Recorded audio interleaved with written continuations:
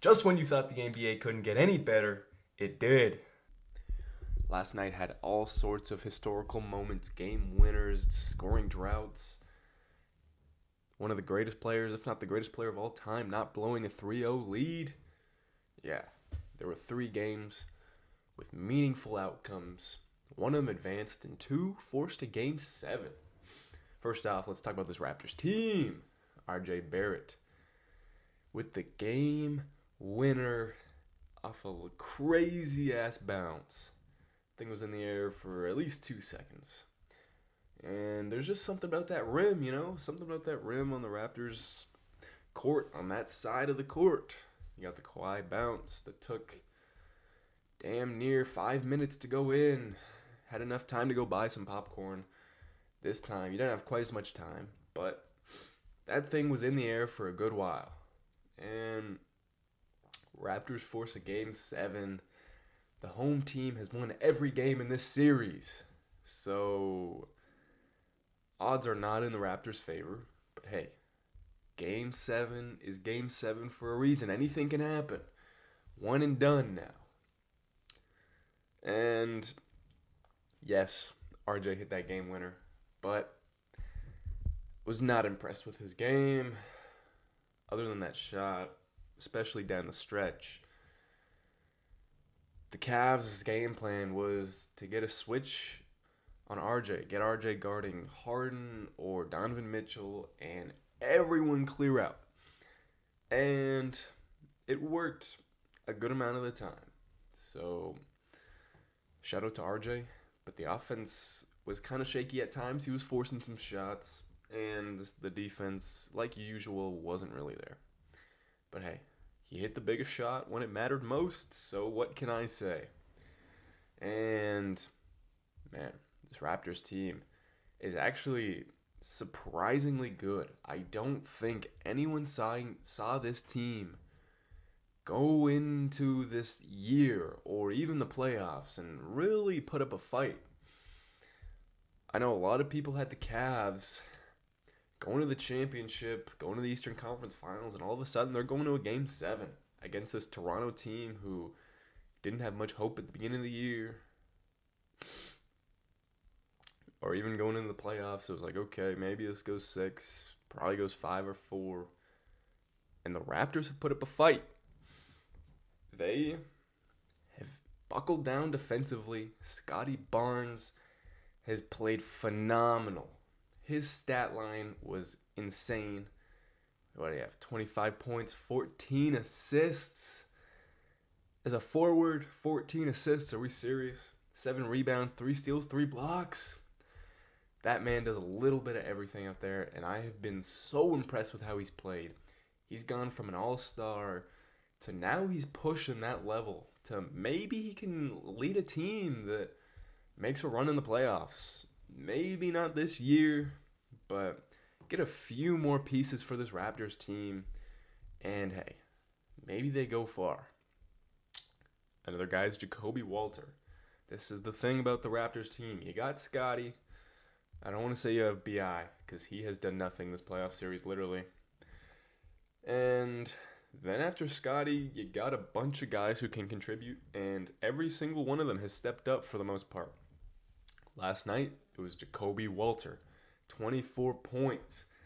BI went down, he got the starting role, and he contributed a lot of points.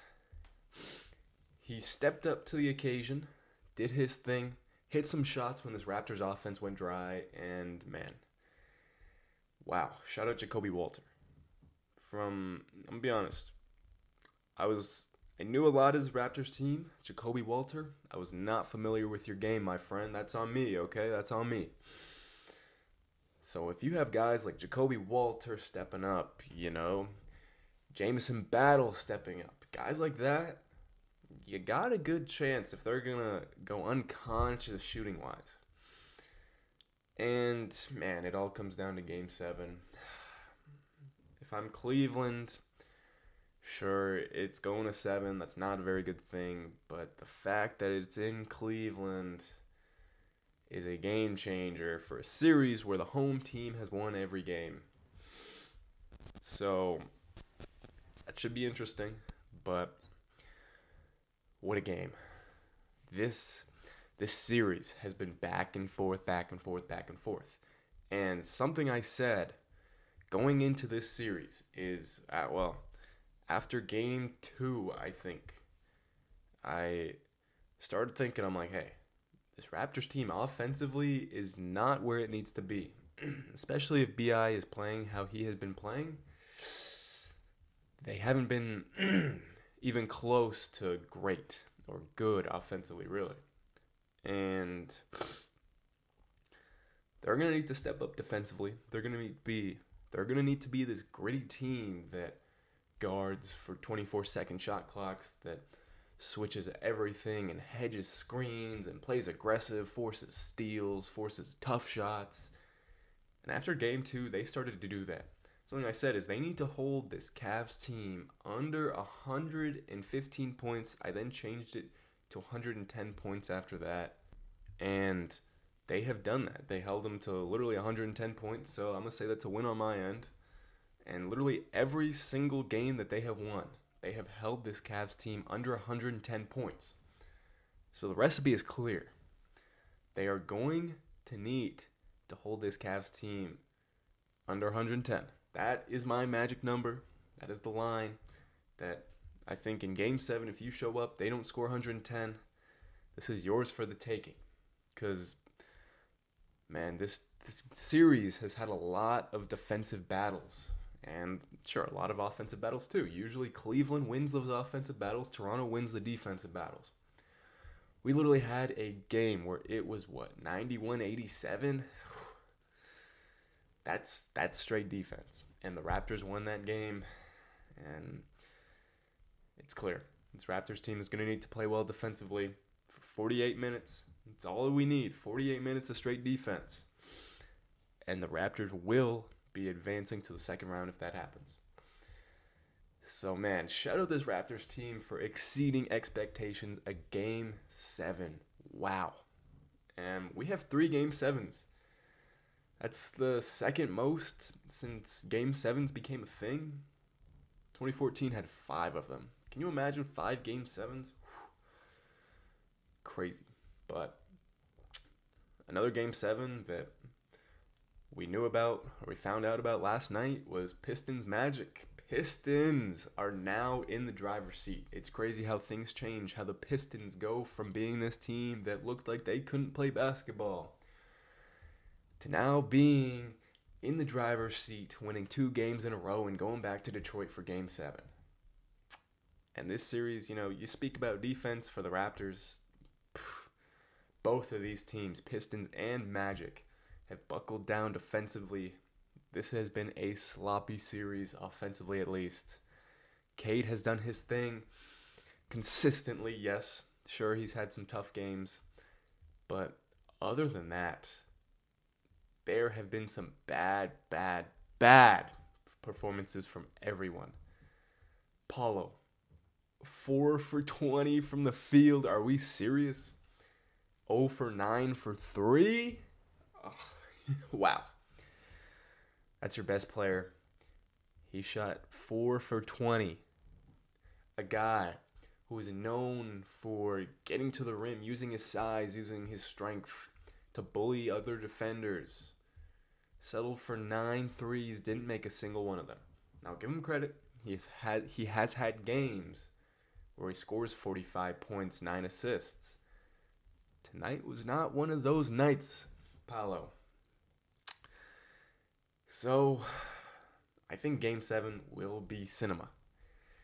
Regardless of who has the momentum, this series has been back and forth, and I trust this Magic team. This Magic team is honestly more experienced than Detroit. So I trust them to be able to handle the adversity on the road. I trust them to handle business. I don't think they're going to just roll over. They're going to come hungry, and it'll be a good one, but Detroit certainly has the momentum now. A lot of things happened for Orlando last night, and some not very good things. I mentioned Paolo. They missed 23 straight field goals. 23. That may sound just like, oh, wow.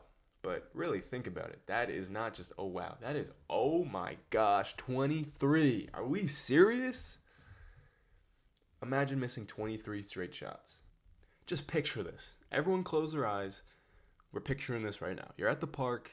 You're just shooting around right now. You're taking a layup, an elbow jumper. You take a three-pointer, baseline fadeaway. You shoot a jump shot from the free throw line.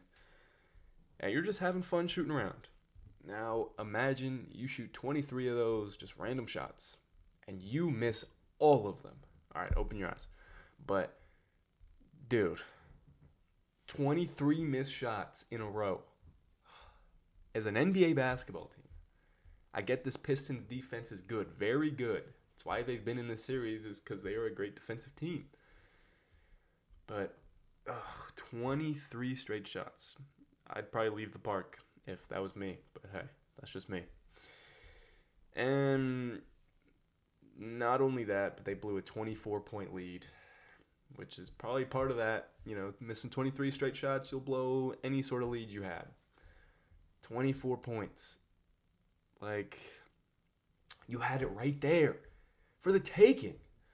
All you had to do was not blow a 24-point lead, hit 4 of those 23 shots, maybe 5, 6 at least. Is that too big of an ask? No, I don't think so. And score more than 19 points in the second half. Yeah, they did that. 11 points in the third quarter, 8 points in the fourth quarter. You're asking for it, Orlando. You are asking to lose this series. Having all that hope, being up 3-1, and you sell. You sell. It's ridiculous.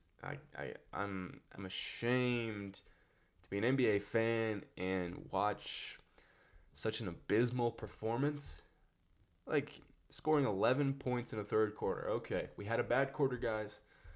Let's bounce back. No, we score 8. We don't even reach 10. So they go from up 24, and they end up losing by 14 points. They don't even score 80 points. In 2026, in the NBA, you don't even hit 80 points. Wow. So, you know what? I'm going to put some respect on this Pistons team name. It took them a while to get going, but I guess they found their stride, or is Orlando just not that good to make a run? I mean, I thought they were that good the last couple games. Now I don't know. You're on your home court, a chance to close it out, and you do that. Makes me lose trust in you more than a little bit. A lot. Screw that. Makes me lose trust in you almost completely. But this Game 7 will be scrappy. So that's one word I'll use. It'll be scrappy. These two teams will be going at each other. And I wouldn't be surprised if this game is under 100 for both teams again. And then Lakers-Rockets. All I got to say about this one is LeBron is not the first player to blow a 3-0 lead. So that's all there was to it. Lakers destroyed this Rockets team, and good riddance. Put this team out of their misery, please. As a Rockets fan, I'm done. Good. Put us to bed. Move on to next season.